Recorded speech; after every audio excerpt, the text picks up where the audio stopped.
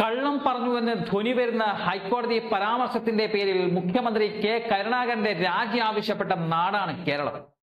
നിലവിലെ ഒരു മന്ത്രി കള്ളം പറഞ്ഞുവെന്ന് തെളിയിക്കുന്ന രേഖകൾ പ്രതിപക്ഷ നേതാവ് പുറത്തുവിട്ട സാഹചര്യത്തിൽ ഇനി എന്തുണ്ടാകുമെന്നതാണ് രാഷ്ട്രീയ കേരളം കാത്തിരിക്കുന്നത്.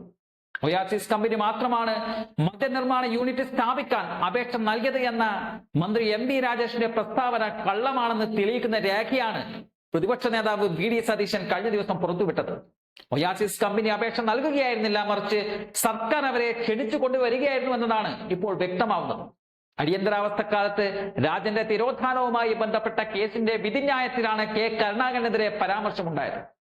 രാജനെ അന്യായമായി കസ്റ്റഡിയിൽ എടുത്തതിനെതിരെ പിതാവ് ഈശ്വര വാര്യർ നൽകിയ ഹോബിയസ് കോർപ്പസ് ഹർജിയുടെ വിധി പ്രസ്താവത്തിലാണ് ഹൈക്കോടതിയുടെ വിവാദമായ പരാമർശമുണ്ടായത്.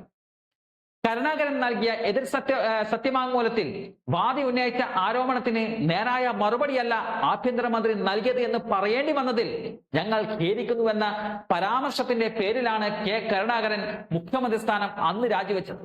ആ ധാർമ്മികത ഇന്ന് എം പി രാജേഷിനുണ്ടോ? കുറച്ചുളപ്പുണ്ടെങ്കിൽ പിണറായി വിജയൻ എം പി രാജേഷിന്റെ രാജിക്കത്ത് എഴുതി വാങ്ങണമായിരുന്നു. ഇടതു മുന്നണിക്ക്, വിശേഷാൽ CPM-ന് മുഖത്തേറ്റ അടിയാണ് പ്രതിപക്ഷ നേതാവ് പുറത്തുവിട്ട കത്ത്. സർക്കാരിന്റെ ക്ഷണപ്രകാരമാണ് മദ്യനിർമ്മാണ യൂണിറ്റ് സ്ഥാപിക്കാൻ തങ്ങൾ മുന്നോട്ട് വന്നതെന്ന് വ്യക്തമാക്കുന്ന ഒയാസിസ് കമ്പനിയുടെ കത്താണ് പ്രതിപക്ഷ നേതാവ് പുറത്തുവിട്ടിരിക്കുന്നത്. വാട്ടർ അതോറിറ്റിക്ക് 2023 ജൂൺ 15-നാണ് കമ്പനി കത്ത് നൽകിയത്. ഒയാസിസ് കമ്പനി മാത്രമാണ് മദ്യനിർമ്മാണ യൂണിറ്റ് സ്ഥാപിക്കാൻ അപേക്ഷ നൽകിയതെന്നാണ് എക്സൈസ് മന്ത്രി കൂടിയായ എം പി രാജേഷ് കഴിഞ്ഞ മാസം 29-ന് നടത്തിയ പത്രസമ്മേളനത്തിൽ പറഞ്ഞുകൊണ്ടേയിരുന്നത്. എന്നാൽ ഇതെല്ലാം വസ്തുതാവിരുദ്ധമാണ് എന്ന് കമ്പനി ജല അതോറിറ്റിക്ക് നൽകിയ അപേക്ഷയിൽ നിന്നും തെളിയുന്നുണ്ട് എന്നതാണ് പ്രതിപക്ഷ നേതാവ് പുറത്തുവിട്ട കത്തിലൂടെ നമുക്ക് മനസ്സിലാക്കാൻ സാധിക്കുന്നത്.